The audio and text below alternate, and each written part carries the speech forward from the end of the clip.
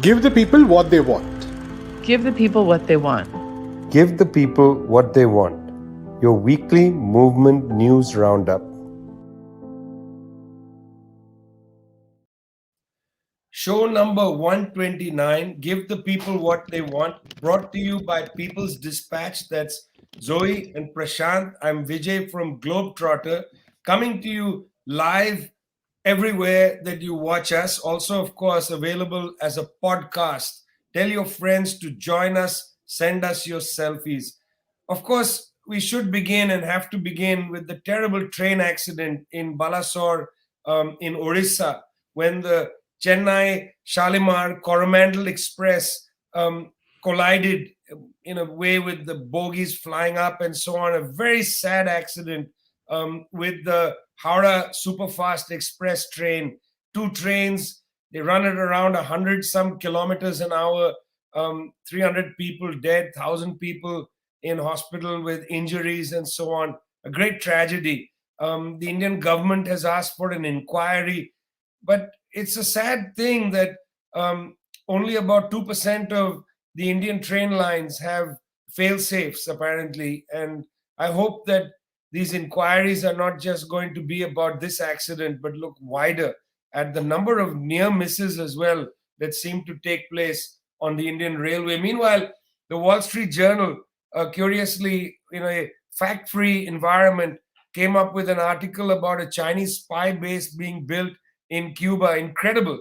And what made that article even more incredible was that the denials by the Cuban government was not as important as the fact that the US Pentagon felt the need to come out there and say that there was nothing in this article. Wall Street Journal, formerly a reputable paper that commands the attention of the financial elite, remarkable nonsensical story. But there it is, friends. That's the news. It's a good thing you have People's Dispatch at your service, bringing you what you want. Let's start with a good story, Prashant, because it is extraordinary what is happening in the state of Kerala in India. It's extraordinary. Everybody in Kerala can now watch Give the People What They Want. Well, at least in the coming years, that's definitely a prospect because the government in Kerala has launched what is called the K-Phone project. The official launch took place just a few days ago. Now, this is a very interesting project because it follows what happened a couple of years ago, which is that the government declared that the internet would be a basic right for everyone, and it would work towards that. And unlike in the rest of the country, where the internet, internet connectivity, internet services are slowly being monopolized. In fact, because currently probably India's richest man, Mukesh Ambani, owns one of the biggest internet companies or internet services in the country and is really capturing a large share of the market. What the Kerala government has decided to do is to provide internet connectivity to people, starting with, of course, the poorest people in the state. And I think the idea is to start off with maybe about 2 million people who are, the poorest bracket in the state, and free internet connections will be provided to all of them over the course of some time. So I think already the first batch of people has been identified. There's a lot of work going on to actually identify even more people who are in need of it. And this is one of those things that will actually transform the state because, especially during the pandemic, I think a lot of people felt the clear impact of the digital divide because a lot of education went online. People really struggled with the phones, with devices, especially students coming from poorer backgrounds. There was this huge gap because of connectivity. And one of the attempts of this project is actually to start bridging that gap. So, in fact, there are reports of how some of this connectivity has actually gone to, say, tribal areas, which hitherto have not been served by the traditional network. So that's also a very important measure. This is also part of, and this is actually not just some kind of top-down process because it's a local self-governing bodies which have the responsibility of identifying these beneficiaries. So it's also very, grassroots-driven process in that sense. And it's also, of course, I think about 30,000 government offices will also be connected with this kind of service. So at a time when the prevailing logic is of privatization, and that has really not changed despite all these years, Kerala again with its left government, with the CPIM-led government, is trying to provide a different alternative. This is of course not the first instance. Some years ago, a couple of years ago, there was news about a paper factory, I believe, which was which had pretty much, say, completely gone into, was not functional, being taken over by the government and then reopened, so to speak. There have been reports of, for instance, more students returning to government schools because of the focus on education. And again, to come back to this project, this is not just providing internet connectivity alone. That's part of the project. But on the other side, there is also an increased digitization, a digital literacy program that is taking place. Again, very interesting to read the reports about that. Again, local-based solutions, people of cooperatives, people, government officials, all coming together to identify those who are not digitally literate in each municipality. They started with one pilot project, and then they were educating these people in how do you use your how do you use the internet, how do you make digital payments, how do you access accounts. So I think 3,000 people some months ago were declared officially digitally literate. And of course, Kerala is also well known in India as a state with the highest literacy rates as well. There was a very powerful literacy mission which functions. So in some senses, this is a continuation of that. And I think this is an important story because, I mean, often some of these alternatives and initiatives don't really get talked about so much. We talk a lot about how social media giants and tech giants are basically capturing the internet. And, it often seems like a very hopeless kind of a discussion that we have. But these kind of initiatives provide the seeds of hope. Maybe there's a lot more to do, no doubts about that. But the idea that a government at this stage of capitalist development, there's a government which says this is our job and this is your right, is a very refreshing example. Indeed, it is. I mean, I think it's so important to talk about the lack of connectivity as much as anything in the rest of the world. Zoe, I've been looking at data given the pictures coming from New York City. I was looking at more numbers, as I said, numbers of people who are not connected to the internet. Well, what about numbers of people who breathe bad air? The WHO, the World Health Organization, says more than 99% of the world's population breathes air that is above the health guidelines of the WHO. 99%. I didn't realize that 7 million people die every year because of air pollution. But somehow, we are transfixed. Something happened in New York City. What's the story? Well, that's right. This week, New York City, which is normally in the 1% globally in terms of air quality, never reaching above kind of healthy air quality, never reaching these dangerous and hazardous conditions.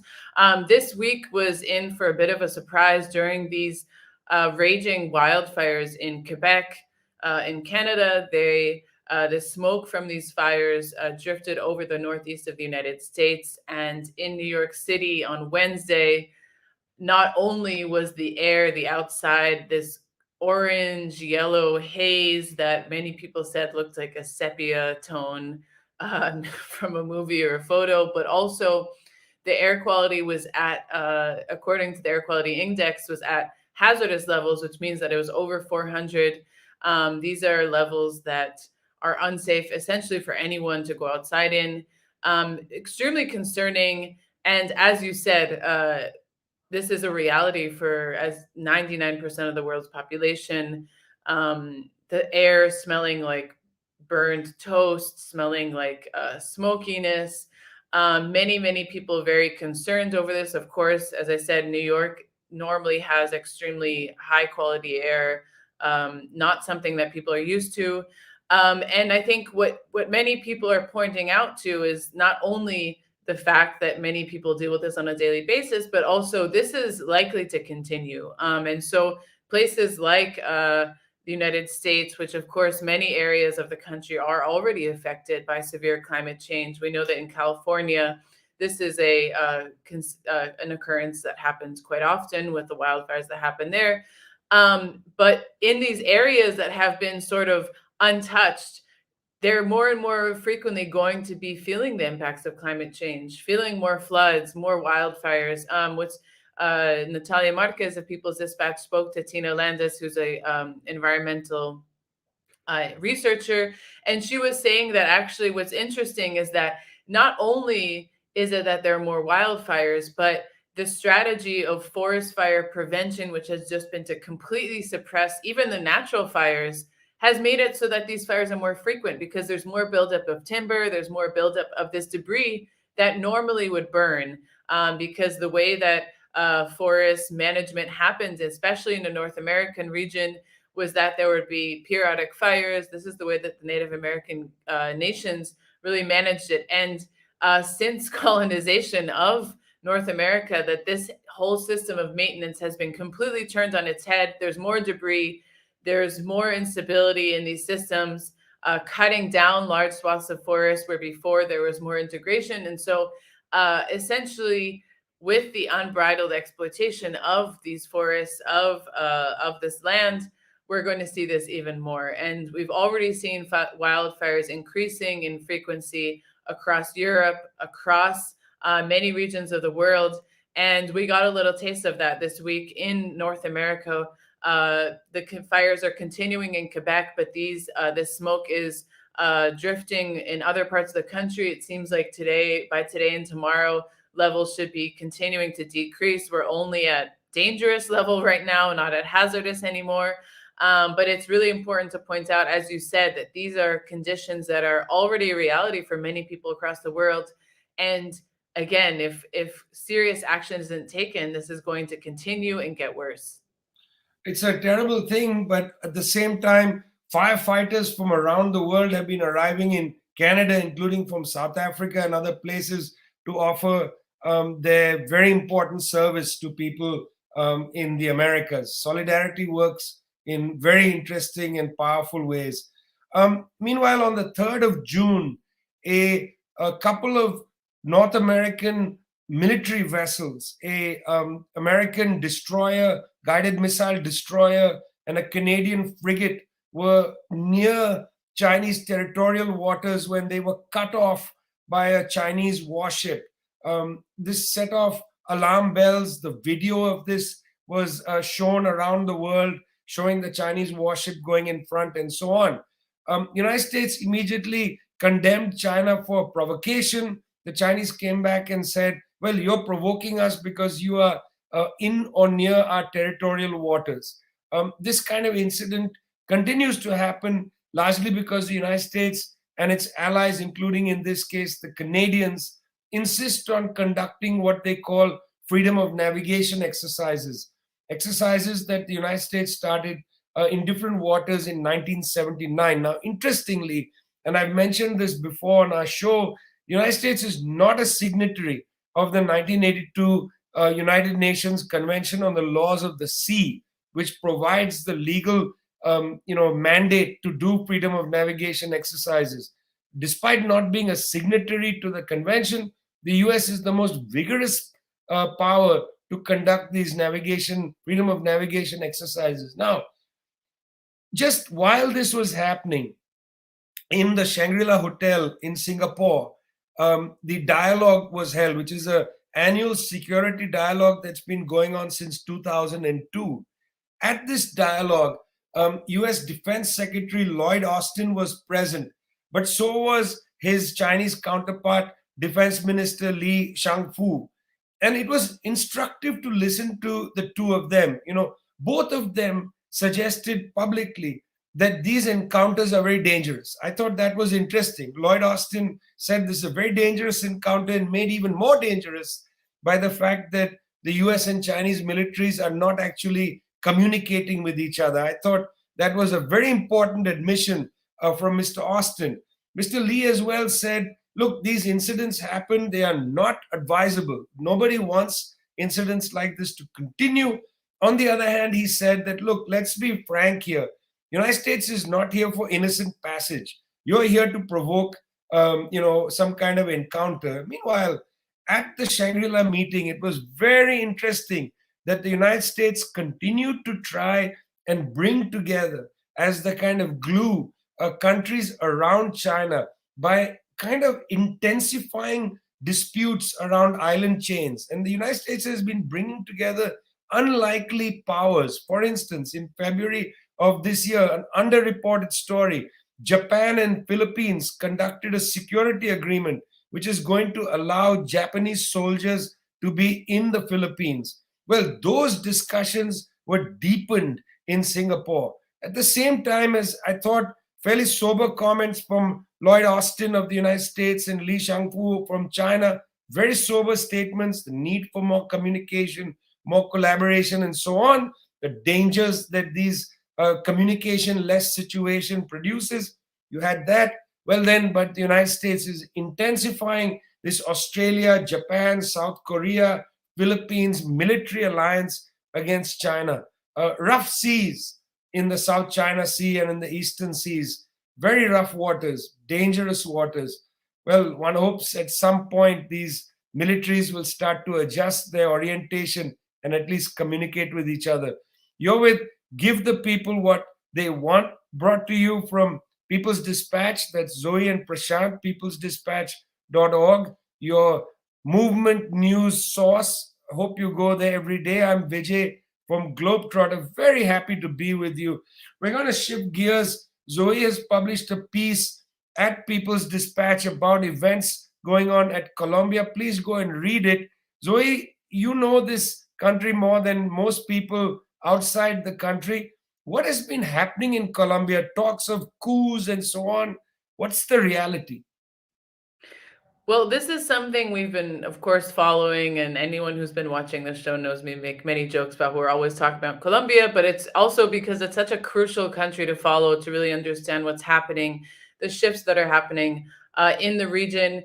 And right now, Colombia is at a very crucial moment. So we followed the campaign of Gustavo Petro and Francia Marquez, their election, their swearing in. And we've always been wary, and we've always discussed the fact that the Colombian oligarchy has been in power for over 6 decades, has entrenched itself in the economy, in all of the different systems in Colombia, and that the election of a progressive government, like we've seen in so many other countries of the region, does not mean that it's game over. It doesn't mean that the struggles end. It doesn't mean that it is a smooth sailing from there on out. And especially in a country like Colombia, which, as I said, the ruling class has really enjoyed so many privileges for so many decades by being in power and commanding many sectors of life. And so since Gustavo Petro and Francia Marquez has taken office, they've, of course, faced a number of challenges from all parts of, whether it's the media, whether it's the established economic sectors, the business sectors, whether it's from within their own coalition. We know that they had a very, very broad coalition to get elected. Electing a former member of a left-wing guerrilla group is not going to happen unless you make very, very broad alliances. It's just not possible, especially, again, in Colombia. So Gustavo Petro has been facing a series of attacks, and these have really increased in response to his government and the Historic Pact Coalition bloc in Congress, their attempts to pass 3 crucial reforms. This is the healthcare reform, the pension reform, and the labor reform. These were sort of the building blocks, the cornerstone of the platform of Francia Marquez and Gustavo Petro in what they call this government of change. Again, as we've covered at People's Dispatch extensively, Colombia is one of the most unequal countries in the region, with people having severely difficult access to healthcare, to education, to other basic rights that, for example, in countries like Venezuela and Cuba are enshrined in their constitutions as human rights, as things that the government must provide for them. In Colombia, to access healthcare, thanks to the law passed by Álvaro Uribe when he was a senator, you have to go through a number of hoops. There's a private insurance intermediary. There's a lot of money involved. There's a lot of private companies that actually benefit on the fact that it's a private system that makes it very hard for people. They have to pay a lot of money to get care. And so there's serious interest up against this being reformed, being more public, being an easier system for the people where workers can get better compensation, etc. And so there have been a number of attacks to the government. Right-wing congressmen have said they will do everything in their power to make sure these reforms don't get passed, which is hardly a democratic attitude. And alongside all of these attacks against the government because of the reforms, a scandal emerges, which is essentially in many ways pushed forward and manufactured by Semana magazine, which has been at the forefront of these attacks against Gustavo Petro before he was elected and now during his time as president. And this scandal essentially involves two former members of the government, a domestic worker that worked for both of them, a scandal involving this person stealing money, and then the employers allegedly wiretapping, interrogating, etc. It was all really blown out of proportion and essentially made to sound like Gustavo Petro himself was telling these people in his government to do this, and essentially used as a entry point for the right wing to say that he should step down, that he's irresponsible, corrupt, all of these allegations over a sort of small-scale scandal regarding members of his government. And in response to this, in response to these continued attacks, trade union movements have said, we're going to take the streets. We're going to mobilize in support of this government. We've seen what happens in Peru when the social movements are unable to defend the government. We've seen what happens when the government and the social movements lose touch and don't have this kind of dialectic relationship of support, of demands, of actually being in the streets to support these governments. And that's what's happening. Gustavo Petro just arrived in Cuba for the closing of the third cycle of peace talks between the government and the ELN. Big announcement expected there. We'll definitely be following along as well. Well, to read more, go and see Zoe's article. She interviews Colombian Congresswoman Maria Fernanda Carrascal, who gives the title to the article, "We Will Not Give In to Blackmail." Meanwhile, Nigeria has a new president. Prasanth, you just spoke to leading Nigerian journalist Chido Onumwa for People's Dispatch. How do we understand the new government in Nigeria? Right, Vijay, of course, the new president of Nigeria, Bola Tinubu, like you said, is a very experienced political player, known for his governorship of Lagos and establishing a huge patronage network. But when he took charge and he won an election, which was, to put it lightly, very controversial, there's still a case going on about whether he actually did win it. The verdict is expected by September. And it is to be remembered that he won an election which was marked by a very, very low turnout. I believe the turnout was just about 27% or something of that sort. So, I think it's safe to say that it was not really a very, widely attended, massive win for this new president. And as he took office in his inaugural speech, he began by, apparently going off script and announcing the end of a fuel subsidy, which sparked this massive amount of chaos in the country. Fuel subsidy, a huge part of Nigeria's, a very important part of Nigeria's economy right now. And it's kind of ironic because Nigeria has huge oil reserves, but unfortunately, and it has 4 refineries, all of which apparently are out of commission. So there's a huge amount of money spent on fuel imports, and because the overall living situation is so bad, because inflation is so high, fuel subsidies are very extensive. And now government after government has been saying that these fuel subsidies need to be removed. We're not able to spend any money on education. We're not able to spend any money on health. The fuel subsidies are just taking too much. But as Chido Onumwa and others have pointed out in that interview, when you say fuel subsidies, it's not about rich people in cars as much as everyday people who use generators, because so much of commerce is, for instance, dependent on these generators. So after the president made this off-the-cuff announcement, there was complete chaos, prices rapidly increasing. The administration quickly said, no, this is going to be implemented by the end of June, but that still doesn't really solve the problem. And I think this goes back to the larger issue of what Bola Tinubu is intending to, address in his term as the president of Nigeria. And it does seem like there is very little clarity on what his agenda will be. He's succeeding Muhammad Buhari from his own party, who is believed to be more free market than Buhari was. So that's definitely not a good sign for Nigeria. It's a kind of unfortunate because, like I said, there is no shortage of resources. It's really about not being able to invest in for instance, say the oil refineries, to make sure that these resources can be tapped. It is the inability to invest in the population. In fact, Nigeria has a very young population, a rapidly growing population. However, there's a huge amount of unemployment. There's a large amount of migration as well, and generally things are chaotic all over. And it does seem like even in its initial days, the government looked like it didn't have a plan with regard to appointments. So, what usually happens in these circumstances, unfortunately, is that the government ends up going to the World Bank or the International Monetary Fund, and then continues privatization, continues removing subsidies, continues freezing spending, and all this is definitely a bad sign for Nigeria, which is one of the most important economies in the continent as well. So I think a very important country to look forward for because of its location, because of its population. But right now, it does not seem like the new government of Bola Tinubu really has too much of a alternative perspective, the one we were talking about earlier, in terms of how to address the issues of this important economy.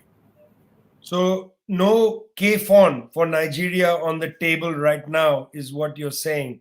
There was actually quite startling news from Ukraine because the Kharkovskaya hydroelectric dam had a blast in the engine room and the dam collapsed, flooding perhaps as much as 80 different settlements around the region.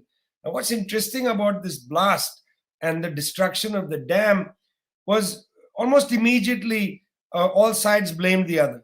In a war, this is what happens. When something like this happens, everybody blames the other person.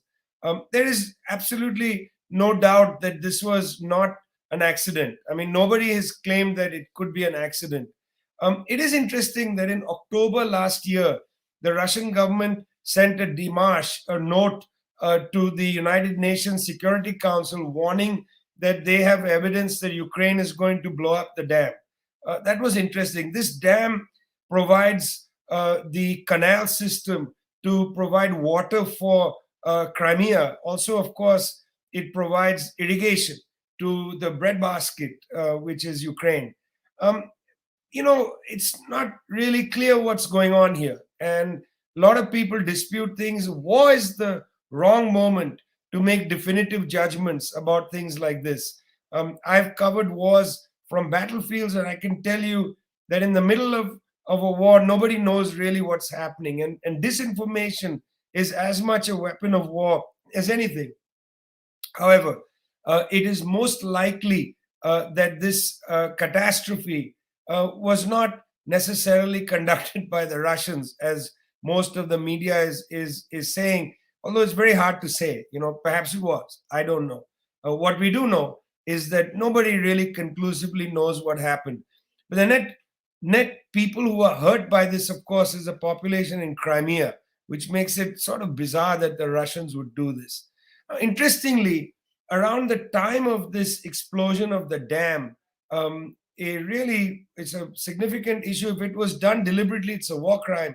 At the time of the explosion of the dam, Mr. Zelensky has been on a world tour. He was at the G7 meeting in Tokyo, stopped off in Jeddah, Saudi Arabia for the Arab League meeting. He was in Moldova for a meeting of the European Political Consultative Summit. And around all this period, we're seeing some interesting developments. At the GlobeSec meeting, Emmanuel Macron of France, for the first time publicly, said that France should perhaps allow Ukraine a path into NATO. Very interesting statement from Mr. Macron. You'll remember that in 2019, Mr. Macron called NATO brain dead. Apparently not any longer. Now Mr. Macron is basically repeating talking points coming out of Washington, D.C. Interesting that he's saying these things and that other Europeans are saying, let's hasten to bring Ukraine into NATO. Only Germany is hesitating, not on principle, but merely saying, let's not bring Ukraine into NATO during the war.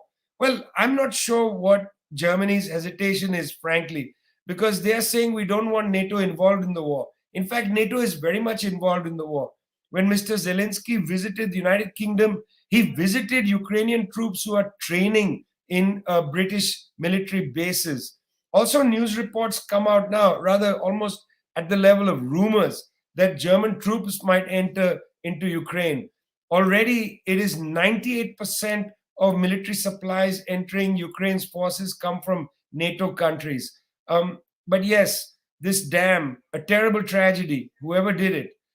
Yes, there is now almost unanimous agreement in Europe to bring Ukraine into NATO. And yes, this underlies the fact that this really isn't a war between Russia and Ukraine, but a war between Russia and NATO.